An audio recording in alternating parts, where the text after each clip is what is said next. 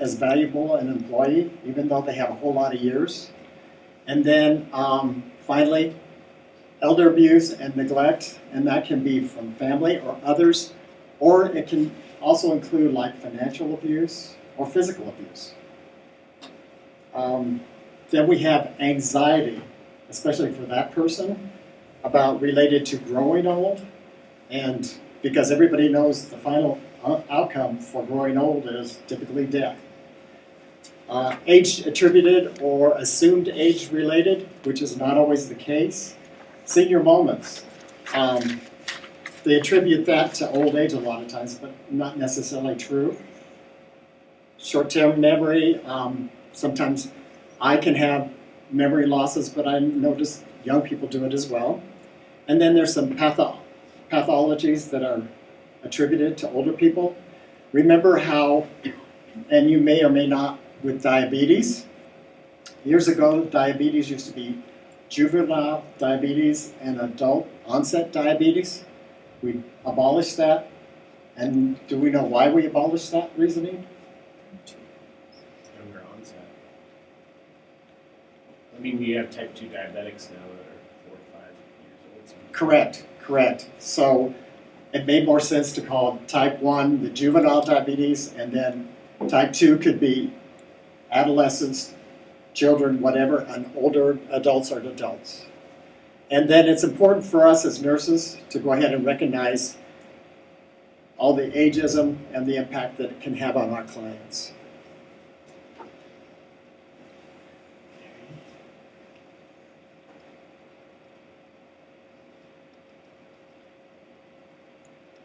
Okay. There really isn't a single state of aging in America because there are so many different communities and such diverse backgrounds, and people see aging so differently based on where they come from. This diversity of experiences is not necessarily reflected in dominant cultural perceptions. What our culture believes is that old people are slow, they're backward, they're weak, they're dependent on the real part of society, which is the younger, stronger part of society. The assumption is, in middle-class culture and in mass culture, it's perpetuated by consumer culture, that physiological aging is a bad thing, rather than assuming that growing older physiologically is a natural thing. It has some negative consequences. It has some positive consequences. But the assumption is that it's bad and needs to be staved off. In the United States, the media believes in something I call the doctrine of youth's perfection. In other words, that very, very brief moment in somewhere in your 20s when you were perfect. And ever since then, you've been going downhill. That's the media narrative. And so our society holds up very young, inexperienced people as being the paragons of virtue and strength and idealizes them, while setting aside real elders with real lived experience, making them virtually invisible in the media. We function off a philosophy that being young is the place to be. As we are getting older, we fear what that's going to do to our status in life, to how people view us, to how people think we're competent or not. I think there's a great fear that comes with getting older. And it starts pretty young. We split the negative and positive parts of aging culturally in our minds. Aging is either good or it's bad. So to make it good, we'll take all the supplements, all the testosterone, all the plastic surgery, all the workout gym time that we can possibly get so that we can be at our best. There's nothing wrong with that. That's fine and wonderful. What's really problematic is the fear that's underneath it. If you live in a society where you are measured by, judged by, elevated by, or diminished by your performance and your productivity, you live in fear of the day, you can't run fast enough. People are afraid of losing their place in society when they can't perform. and that makes them fear age and aging. The fear of aging causes us not to plan. And that means not planning for our financial future, not planning for our health care future, and not planning for our kind of social, psychological future. On a community level, we definitely are not planning. Our service support system is not adequate now.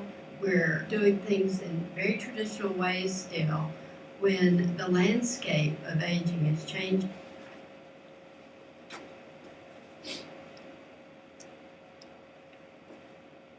So, any thoughts on that video?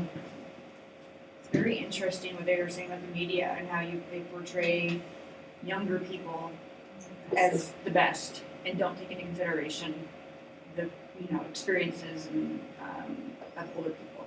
I think that's I agree. Excellent comment. it's kind Excellent of sad, but it's, observation. yeah, So they're not really valued in society. correct. In our society, Yeah. yes.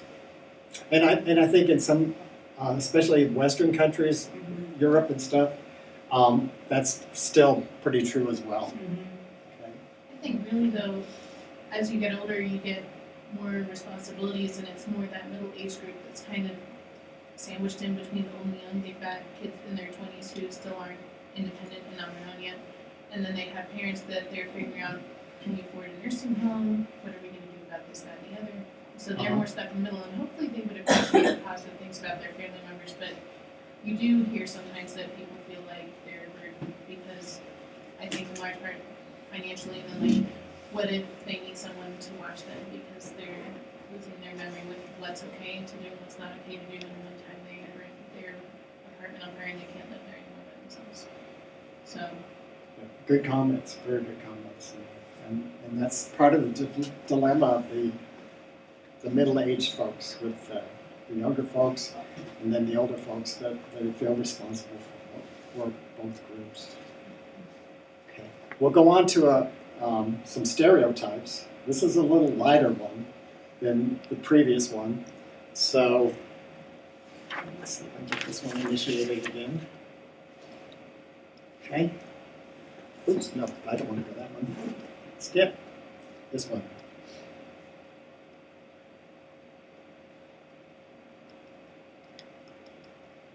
Okay.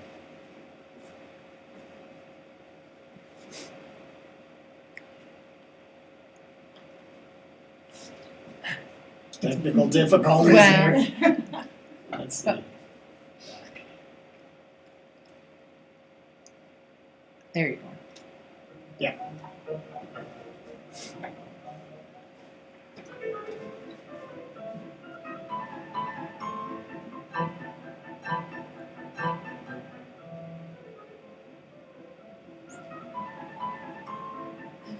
This poor lady's in the video all the way through.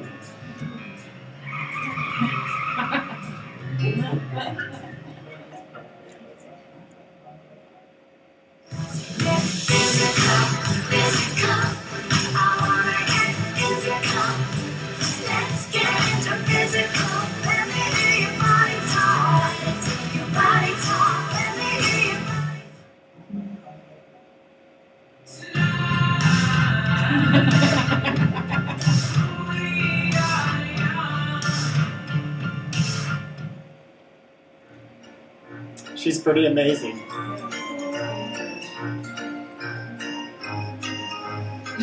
There's our friend again. Oh my God.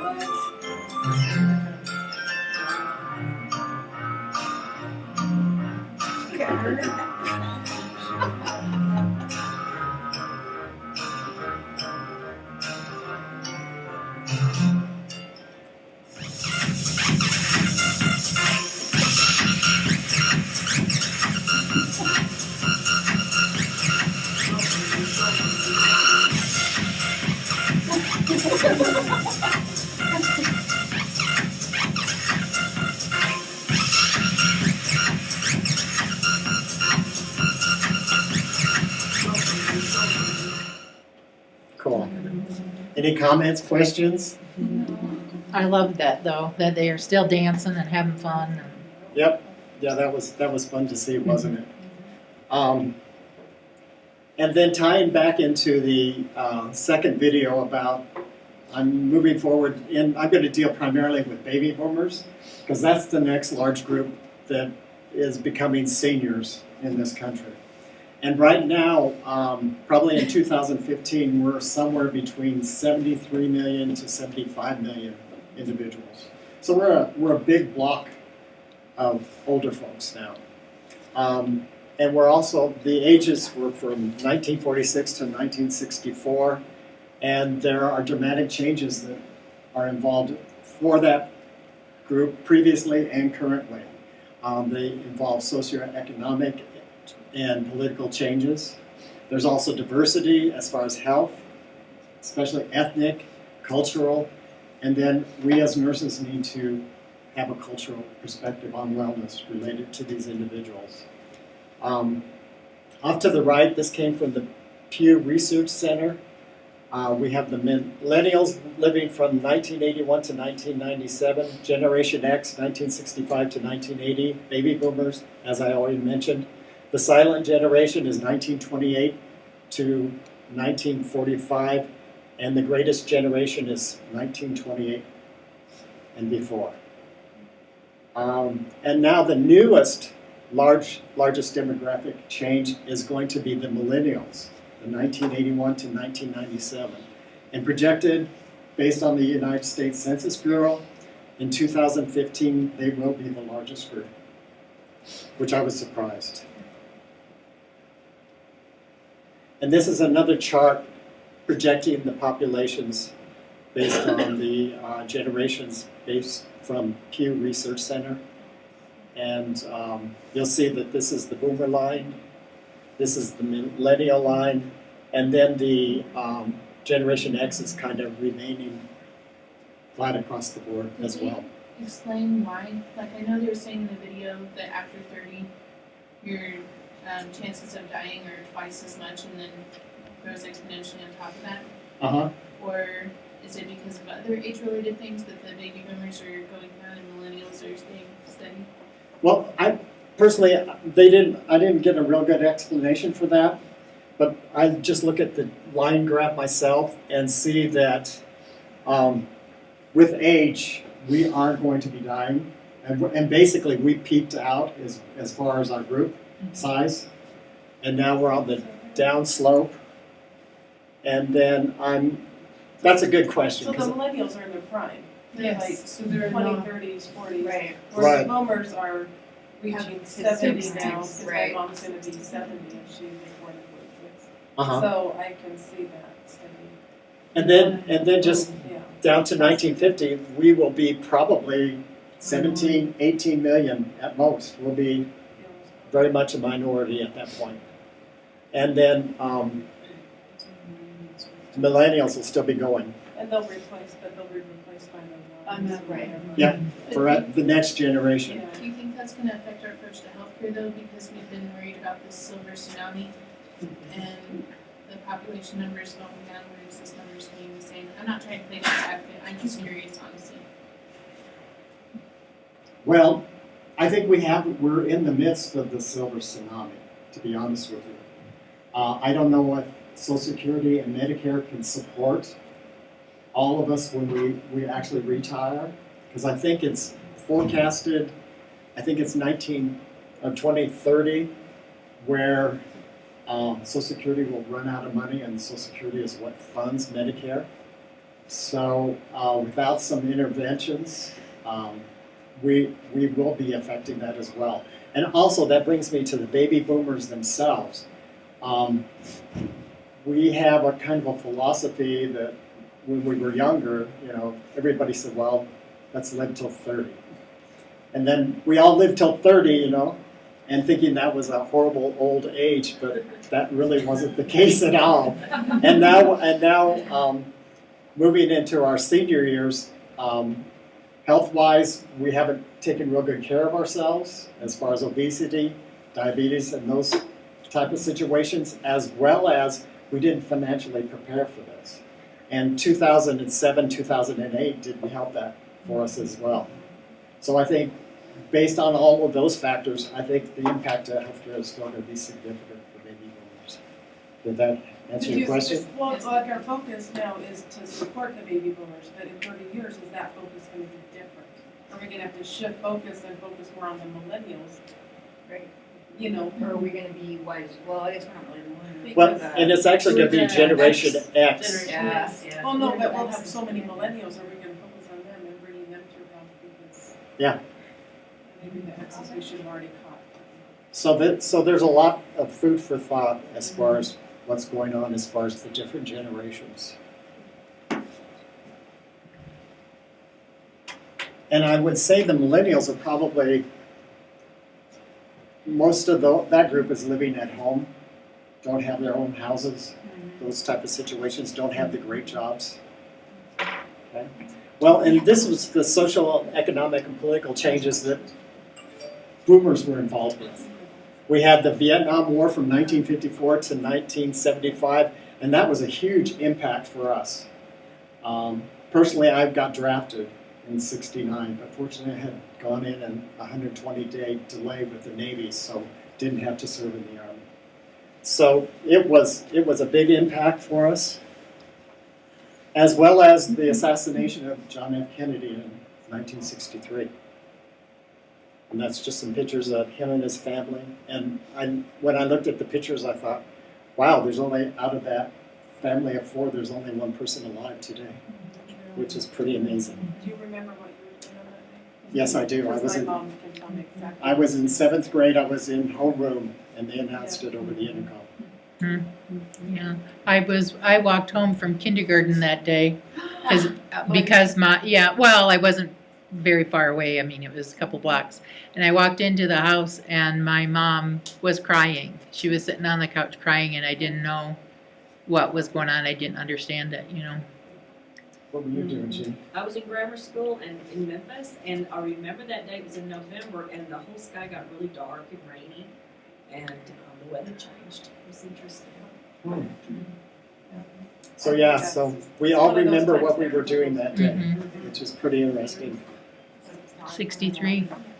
Yep. For our generation. And- I It's gonna remember be the September 11th. shuttle exploding. Yes. Oh, yeah. That was a Mm. big thing when I was in 6th grade. November what? September 11th, generation. Yeah. Yep. Alrighty.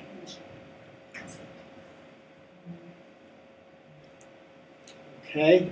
And then also another impact for us was civil rights movement. I found this picture really interesting. This says separate but equal.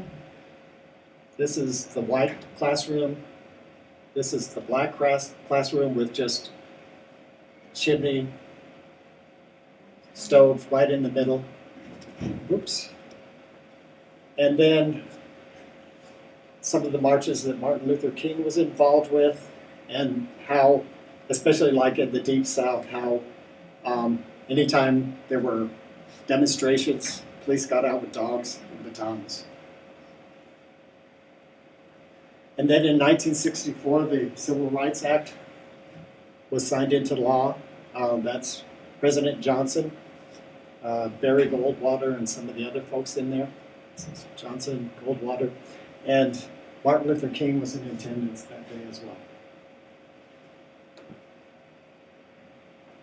And then another thing that was going on undercurrent for the 60s was demonstrations about the war in Vietnam.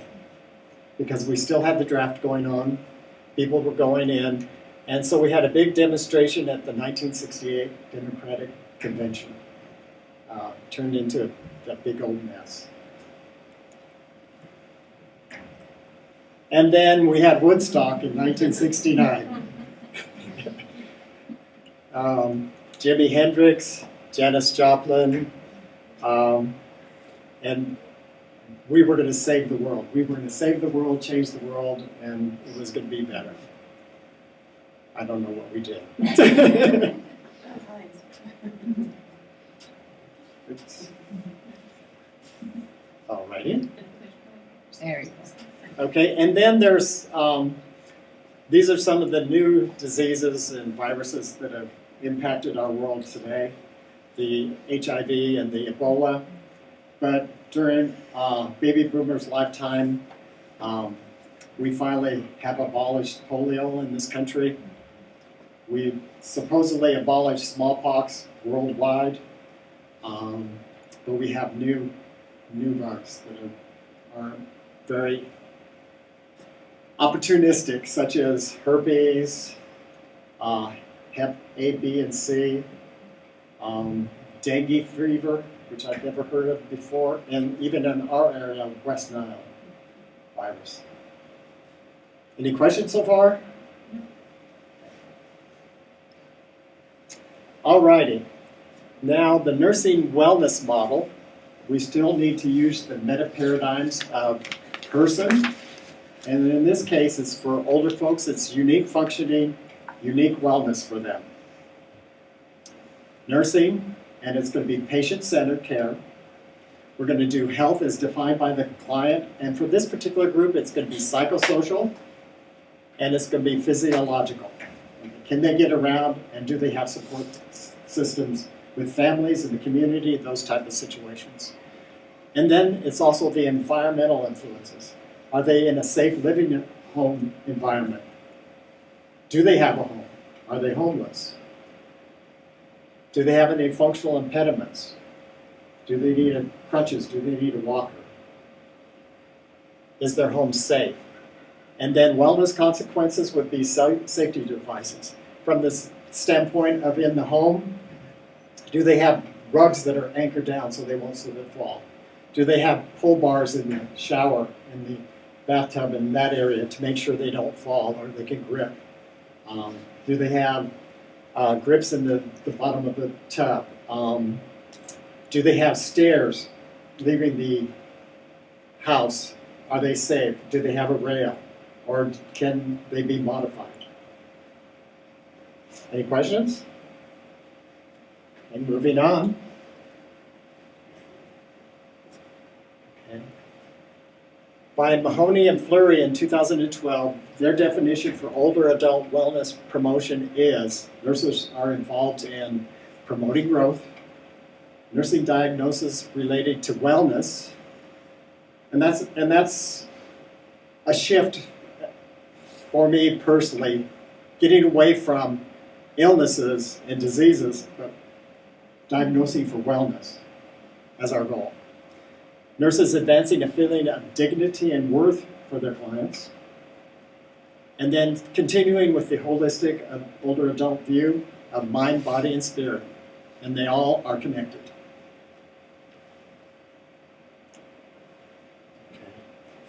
Okay. I purchased a textbook, and it's involved with the functional consequences theory. And it's a nursing model for promoting wellness in older adults. And I was able to copy this out of the textbook. It's not the best, but that's the only one I could find to let you see a model. And I'll go over the various aspects. But up at the top is the older adult, health is at the bottom, treating the whole person in his environment or her environment, and then not losing sight of the holistic mind, body, and spirit. Now I'll go ahead and start talking about that particular theory. When you're dealing with that theory, always consider holistic, the person and environment, and the mind, body, and spirit. The first step that we would use for that particular theory is going ahead with age-related changes, considering what those would be. In many cases, it's decreased physiological changes, but an increase in psychosocial and spiritual growth. Any examples of that you would have off the top of your head, especially for this area? You learn through life experiences how to deal with certain situations better. Okay. You become more resilient. Well, and a lot of times older folks are doing a spiritual quest, whatever that may look like. It could be based on actual religion, attending church, getting involved with meditation, Tai Chi, those kind of opportunities as well. I think in terms of the psychosocial aspect, as I've gotten older, this doesn't sound exactly right or the words I want, but it's like I care less about what other people think. Yeah. And I feel like more self-confident because I've been around for 57 years. Mhm. And it's like, I'm okay with not having the perfect body or the perfect life, but I have what I have and I'm happy with it. Mhm. And in my younger years, I felt less content, I think, about who I was and what I was. But now I've gotten to the point where it's like, yeah, I'm okay. And if you don't think I'm okay, that's your problem. Do you know what I mean? It's like, exactly. as you get older, you're just less worried about the judgments other people make about you because you know in your own heart that you're okay. Mhm. I agree. I think. Oh, did I have some questions? No, it's just the screen went down. Okay. Go ahead. I was just gonna say, I think developmentally, as things change, life experiences change, your priorities change, like what Dr. Sway is saying. And the relationships that you do have tend to get stronger because you focus more on those, instead of like worrying like when you're in grade school about making friends and things like that. You have a lot of relationships already established that you develop more and grow with those more. Mhm. Like if you have grandkids, you think you want to spend more time with your grandkids and things like that, as opposed to, and if you're working too, like you have your colleagues and, and this may be a stereotype, but most of the older people I know that are still working have been in their jobs for a long time, or if they start a new job, it's not like they're changing jobs all the time. It's not the same kind of thing as I think when you're younger, like because your priorities are different. Yeah, and it's like when you're younger, you have a lot of friends that might be superficial, but as you age, you really figure out who your real friends are, and you end up with fewer friends, but they're quality. Mm-hmm. Yeah, I agree wholeheartedly. Yep. I have less time for. I don't have all that nonsense that my 20s and 30s were cluttered with, and I'm worried about. Sure. I'm glad they're gone. Yeah. Seriously. Yeah. Okay, good dialogue. Thank you both. Okay, now the first step in implementing this, and it's always, what do we do as nurses? Starts with an A. Assess. Assessment. Okay, did I skip a page? Let me check. Because it said continued. No. No, guess not. Okay, I guess continue with the first step. We want to go ahead and assess risk factors. Pathological conditions and disease processes, physical and psychological barriers and stressors, environmental barriers, adverse medication effect, ageist attitudes, and lack of information. Could somebody give me an example of maybe the first one?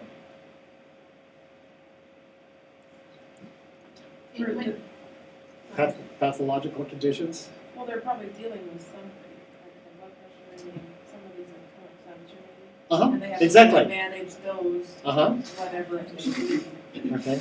And then adverse medication effect could be the person that's helping them with the medication is not calculating the pulse correctly and is doubling their like the propanolol or something. Okay? So they could be multifaceted. And then physiological stressors and psychological stressors. Multiple losses. Losses? Very good. Money becomes a big issue. Pardon me? Money, retirement homes aren't cheap. Those are Right. issues. And interesting enough, based on some of the research I did, all the older people, only 5% are in nursing homes. The rest are with And boomers want to live at home, Mm-hmm. even though they have difficulty at times doing that as well. Okay, environmental barriers.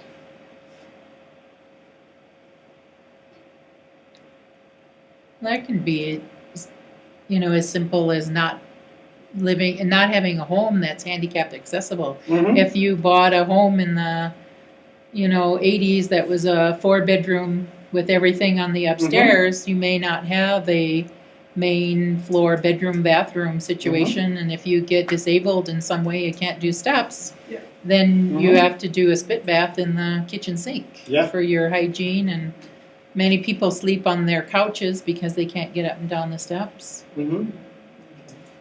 40 years ago, we had very few handicap accessibility.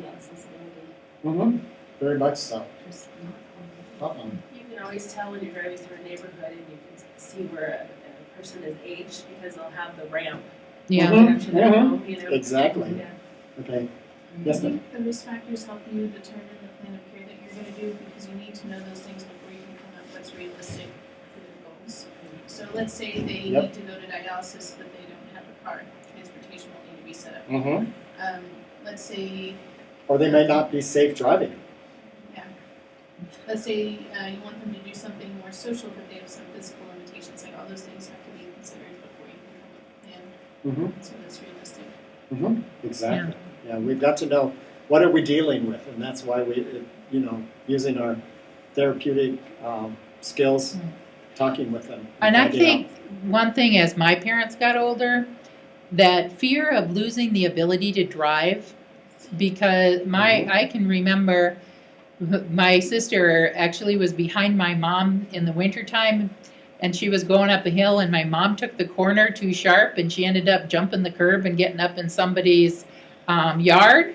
And she didn't know my sister was behind her in the next car, and she just drove off the yard and swirled around and went home. So we talked to my mom about maybe she shouldn't be driving, and she was probably 80 years old at the time.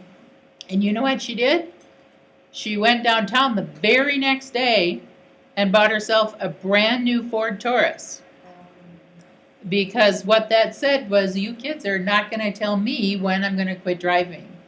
And I think she really feared getting cooped up at home. She wanted, she drove it to the grocery store, to church, and to the hairdresser. That's about all she ever did, but she wanted to do it herself. That fear of losing her independence was huge, and that was a big psychological stressor, I think, for her.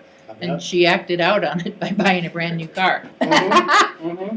Yeah, every time I turn around, my dad is either buying a new van or a new car. It's just amazing, totally amazing. And then ageist attitudes. We had a little bit of information on that on a prior video. And then lack of information. So what are some examples of lack of information? Like your video stated that they, are lazy or they can't do the physical activities. Okay. So it's lack of our information as society and not knowing. Oh, okay. So you're taking it back as a nurse, Yeah. not understanding our clients well. So how could you solve that? Assessing, okay, and maybe doing some research, getting some ideas about what are some of the areas that you need to think about when you. Well, assessing them individually too, because you can do a lot of research, but it's just, it has to be directed to your client, because they might be a lot more active than the rest of the, Yeah, definitely. You definitely want to talk. Yes, ma'am. I think we are so used to just the internet. I mean, if we don't know it, we can find it out. And I think this generation doesn't prone to that. And they didn't grow up having that access to knowledge. So I don't know if they always, and then when they do get the knowledge, it may not be the right knowledge. Well, that's probably and it. they get well, it says here and here, and they don't know how to differentiate what's credible and what's not. Well, and my mom is 86 years old, and she's on Facebook. I don't know if she does Twitter. She's forever sending me emails, and so and she's doing all of that stuff. But like you said, maybe she's not going to the best sites, so she's not getting the best information as well. Good points. Second step, planning our interventions. Okay, we want to address all those risk factors that we identified. We want to definitely do teaching on health promotion. And don't forget, If we have to, we need to refer them out for additional care. Questions on that group? Step 3, then we get our outcomes. Hopefully they're all positive. We'll have increased safety and functioning. We'll have increased quality of life for that particular client. And then finally, step 4, we'll have a client who thinks they're healthy in whatever terms they think healthy is.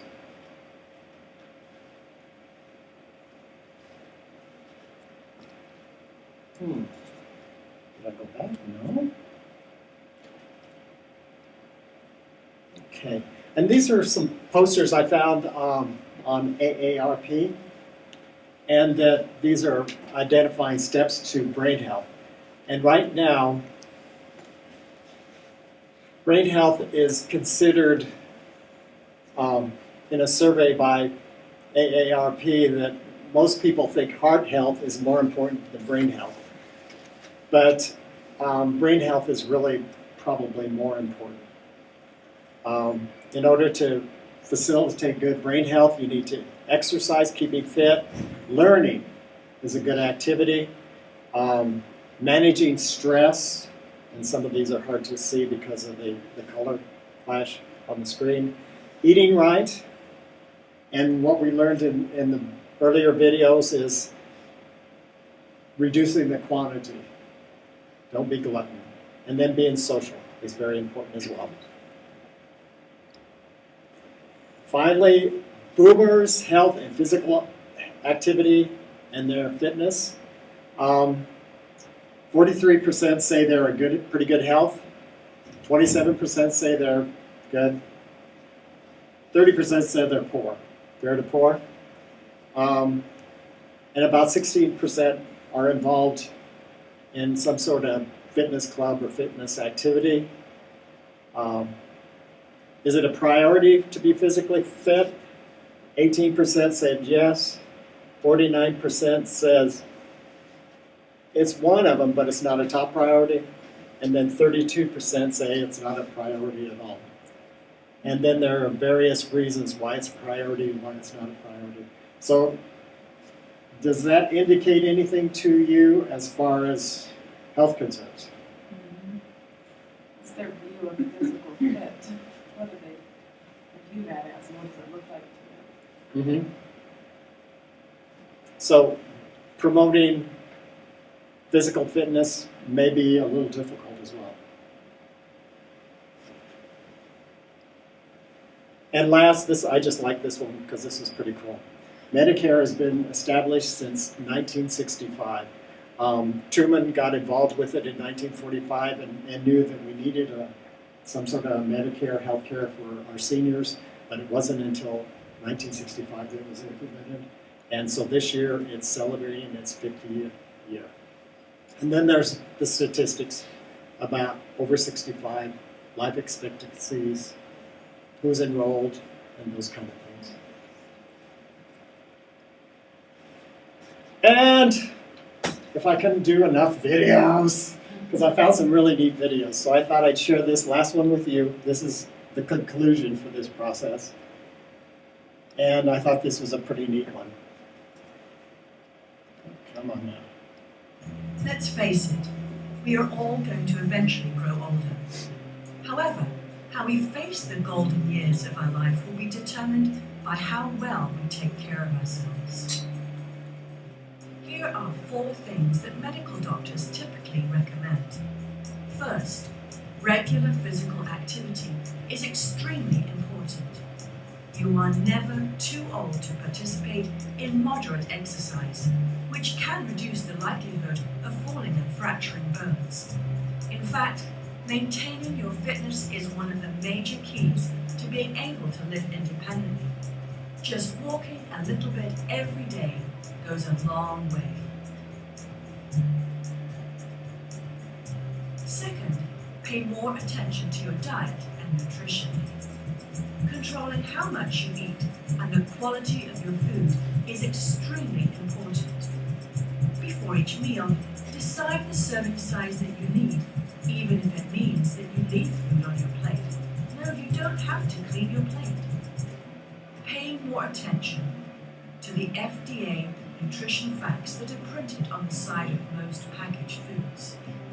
By controlling your calories, fat, carbohydrates, sodium, and other nutrients, you can have a major impact on your health.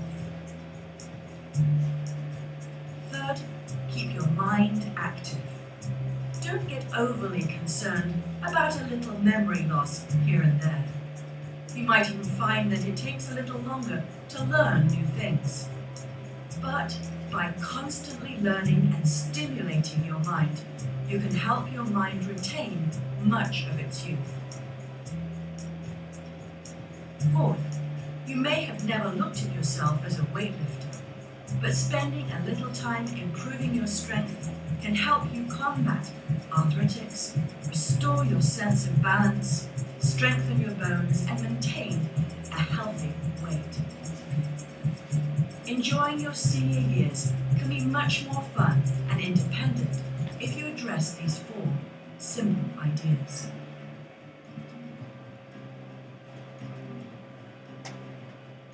The Alabama Aging and Disability Resource Center near you is your source of information and assistance for the elderly, the disabled, and their caregivers. Whether you are looking for information and assistance or counseling on your benefits and options, looking for valuable information on health and wellness, planning for your future, or even need support during a crisis,